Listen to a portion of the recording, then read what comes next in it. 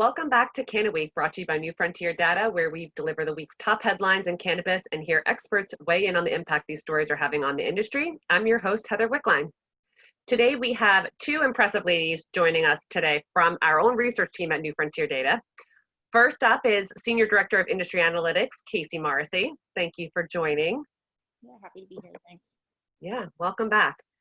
And our second has also appeared on our show before. She is Director of Industry Analytics. Please welcome Dr. Molly Mccann. Hi. Hi. Thanks for coming on. All right, we have a lot to cover, and I'm excited to get your input on and insights on this. Last week, Marijuana Moment reported marijuana use is more moral than porn, gay relationships, or gay relations, and wearing animal fur. According to a new survey by Gallup, it shows the growing acceptance of marijuana consumption as more states legalize. 7 out of 10 respondents said using cannabis is morally acceptable. Dr. Molly Mccann, I'll start with you. How do you believe the shift in the cultural zeitgeist impacted the cannabis industry? I mean, it's been interesting. So Gallup has been doing this, has asked this question for 3 years now. And of course, as you said, this year, 70% of people say that cannabis, they say smoking marijuana is morally acceptable. And in 2018 and 2019, it was 65%. So unfortunately, they haven't been tracking it since before legalization started, because I think that would have been a really interesting, a much more interesting trajectory to follow. But I mean, we've seen already in the last few months, and it's what we talked about last time I was on this show, is the fact that cannabis is an essential business now, and it's so mainstream. This is just reflecting that. I think, yeah, this is something that's increasingly acceptable alongside increasing use rates over the last several years, and I think we're just going to continue to see more of this as people become more familiar with cannabis and see more cannabis operations, near their home or in their communities, or hear about friends or family who have access to legal cannabis. It's just going to become more normalized. Yeah, and I would just add to that the growing acceptance is really just pushing sales. I mean, people who would never not only like admit to using cannabis, but also who have never actually tried it, the legalization and legitimization that's come from it being called an essential business, and just the growth of the industry in general and people's acceptance is causing more people to try it. You're seeing a shift in the consumer base. Yeah, I also feel like just so many people have a different, touch point or a different personal story, whether it be like an aunt or an uncle that suffered from glaucoma or suffered from, used it during a cancer treatment. I think that more and more people are finding different, whether it's medical, a lot of it's medical, but just recreational, that they're finding, different social stories that may not be the typical stoner mentality or a teenager in a tie-dye shirt. So I think that's pretty great. Yeah, so I was just gonna say, one of our reports from 2018, we've actually done a few on consumers, and Molly has headed all of these projects, but just sort of trying to archetype the consumer. I think that growing book of archetypes is really reflective of just the changing consumer base and growing acceptance overall. And that growing acceptance is really what's going to propel legal cannabis and support the growth over the next few years. Yeah, Molly, I heard you mention that the survey specified smoking marijuana. Was it in like all consumption, like as far as edibles or anything else, or was it strictly talking about smoking? So they didn't clarify, unfortunately. The language that they used, and they compared it to, I think the most comparable thing they ask about on the survey is drinking alcohol. So they ask, is it morally acceptable to drink alcohol or to smoke marijuana? So I think that's an interesting distinction to make, because I would suspect that maybe the phrase using cannabis, or specifically like, treating an illness with cannabis would probably get a really different response. And the fact that, smoking marijuana, there's a lot to be said about the term marijuana, and there's a lot of discussion about whether it's a racist term, all of the baggage that comes along with it. And then using the word smoking, I think people associate that with something that's a little bit more on the recreational side generally. Yeah, or just taboo in general, just as far as health claims, you can't smoke a cigarette within 25 feet of a door in most in a lot of Right. cities.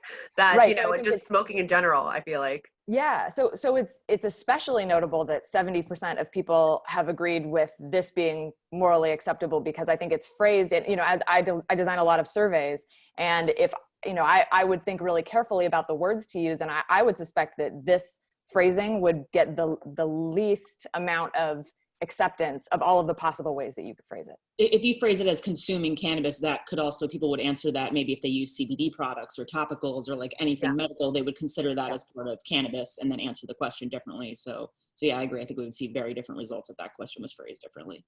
Yeah, so they definitely could have gotten even higher numbers, but they phrased it in a way that probably would have gotten low, but it's still looking at 70%. It's great. Yeah, and even that number itself is vastly underreported, because for states that don't have legalization or no legal markets that are active, people are much less likely to admit that they use cannabis. So we consider the sanction numbers to be underreported, or we consider them to be on the low end.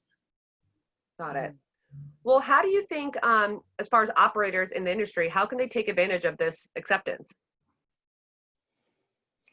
I mean, continue consumer education efforts, continue to develop product forms for people who maybe aren't already on board with smoking marijuana, right? People who might be more interested in edible forms, which are usually a common way for people who haven't smoked before to first experiment with all cannabis, but especially higher THC cannabis.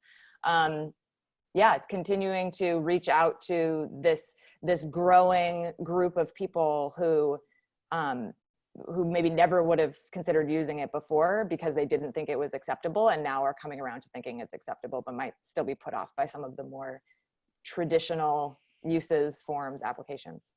Mm-hmm. Yeah, I think the change in consumer base is really what operators should be focusing on, and utilizing data such as New Frontier data, where we're doing a lot of consumer research to try and understand what those consumer groups look like, what type of products they're using, that as this consumer base is growing, operators can really take advantage of that by targeted marketing and doing those sorts of things. Yeah. On our last episode, we had Roz McCarthy, and we were talking about just, you know, in different communities, how it's perceived, you know, and especially in the Black community, how it's always been more of like the dark side of, you know, cannabis, and how it's ruined people's lives, and how I feel like putting this positive light on it and how it can be actually a positive thing in people's life, and obviously in legal markets. But I think that's a great way also just to really focus on the positivity that comes out of cannabis. I think that hesitation for some ethnic groups also has to do with the way that cannabis is enforced in our criminal justice system as a whole. That if you're in a community that's, you know, disproportionately targeted for smaller crimes like cannabis, that you have older people, like your family's much less likely to be supportive of something that they've seen people go to jail for in their community at a much higher rate than other communities. So. And that was reflected in the Gallup poll. Actually, they broke down white versus non-white opinion on this, and I think it was 73% of white people said it was morally acceptable, and 64% of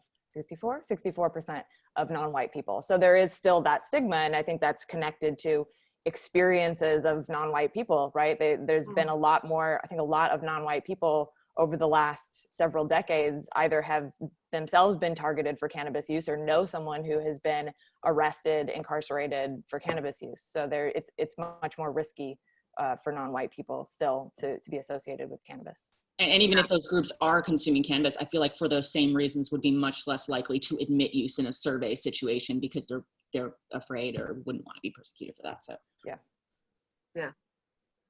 Well, it's crazy. I mean, I feel like that's only going to be getting better, it seems like, with more states legalizing, more education going on, and just people kind of, like I said, shining a light on the more positive aspects of marijuana. I feel like it'll be great. All right, we are going to switch gears a little bit. Moving on to CNN reported that DOJ whistleblower to testify that Barr's personal anti-marijuana sentiment fueled cannabis industry investigations. So obviously we know cannabis is at this, still dealing with the federally legals and federally illegal and legal within states. There's been reports that the DOJ apparently targeted the cannabis industry, individual states declaring the same businesses as essential. And basically they're saying that it's because of Attorney General Barr's personal feelings about the cannabis industry. However, as discussed earlier, cannabis consumption is becoming more popular nationally. Molly, I'll start with you. How do you think this administration's approach to the cannabis industry has impacted the trajectory of the industry? Well, I mean, we know that the end of 2019 was not kind to a lot of cannabis, a lot of businesses in the cannabis industry and investment in general.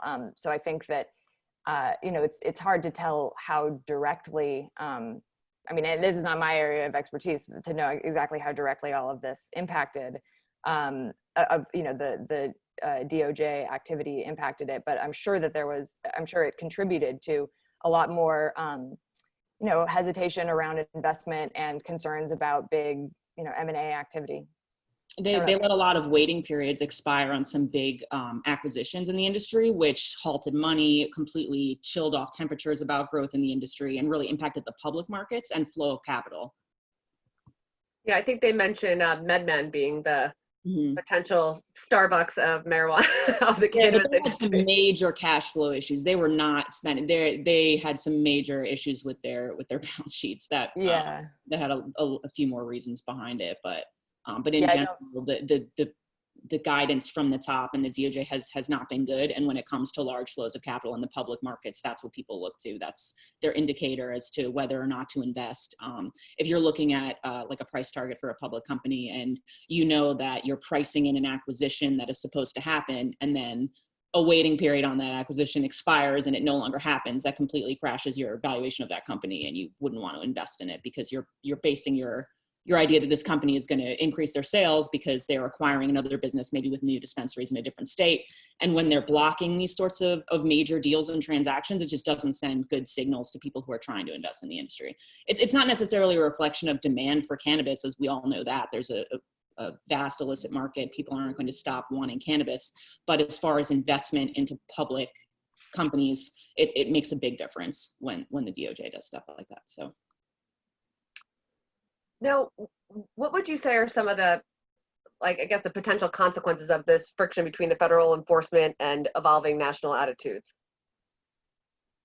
I mean, this is what we're talking about with the Gallup poll too. There's this growing divide between the position of most politicians and the political establishment, and where consumers and non-consumers, where Americans' opinions are.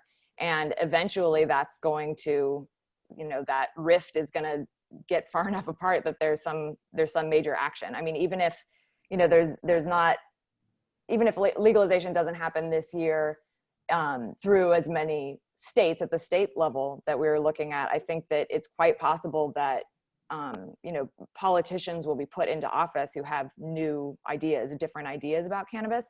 And then that could, for 2021 and on, that could, lead to some major policy changes. Yeah, I feel like going into an election year, the economy where it is, the places that it is legalized, what they're seeing in their local economies, I feel like this is kind of, seems like a no-brainer going forward, as far as legalizing and opening this up. And there are 16 states currently that are planning to have some form of cannabis legalization, whether it's medical or adding an additional recreational market to their state, that have those on the ballot. So we're looking at a potential 16 new markets, either med or rec, if they all happen to pass. And if the 2016 presidential election was anything to go on, only one of all of the states that had initiatives on the ballot didn't pass, and that was Arizona. Well, yeah, and our economy wasn't in the position it is now, desperate for an influx of cash and jobs and and as you've seen in the headlines over the last year, all the new markets that have opened have really hit blockbuster numbers. Illinois, crazy. Being like their first month sales.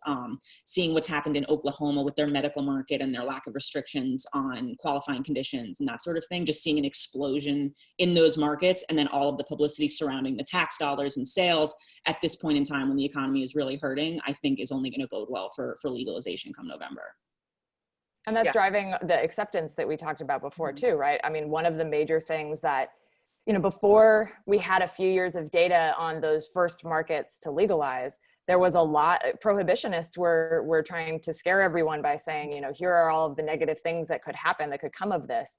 And now we have years of data, and those things didn't bear out. Yeah, it didn't happen. So I think people now can say, oh, well, this is, we feel like it's more safe in terms of use. We feel like it's safe in terms of creating jobs and stable industries. And yeah, as you're saying, especially now with the economy the way that it is, I don't think people are afraid of it, for the reasons that they were in the past.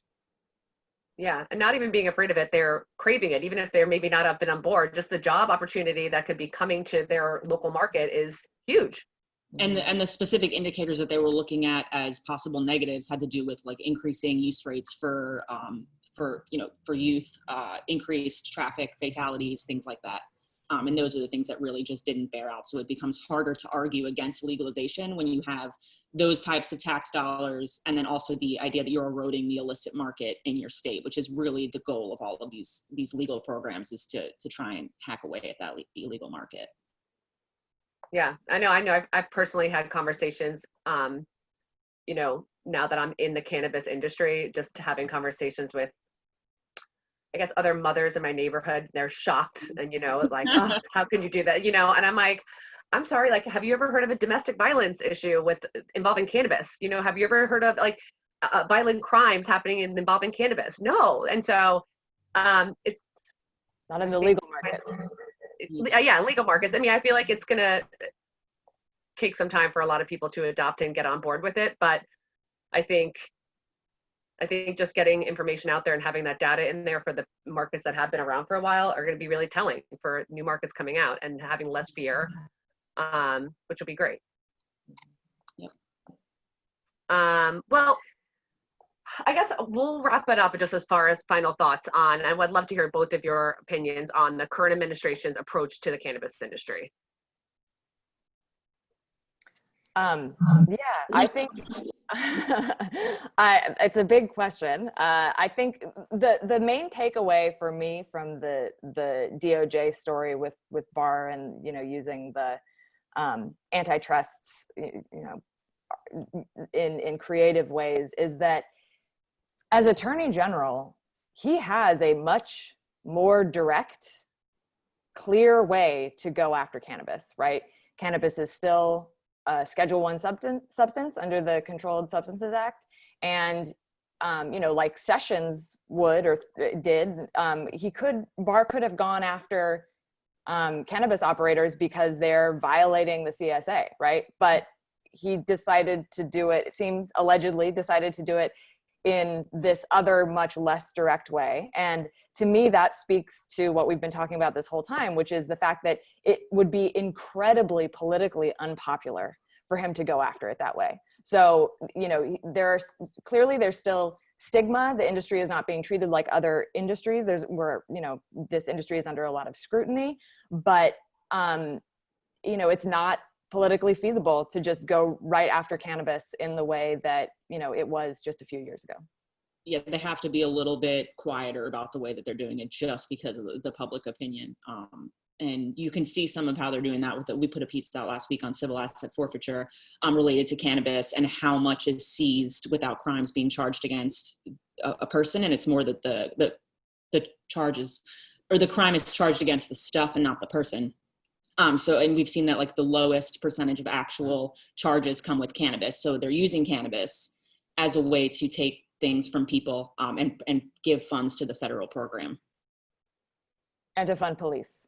And which then, if effectively through the federal equitable sharing program goes back, 80% of that can go back to local law enforcement where they can bypass their own state's laws on civil asset forfeiture. So, and all of that kind of happens quietly. Like it's not, as we did that research for the piece, it was incredibly difficult to even get any transparency on what individual states were seizing.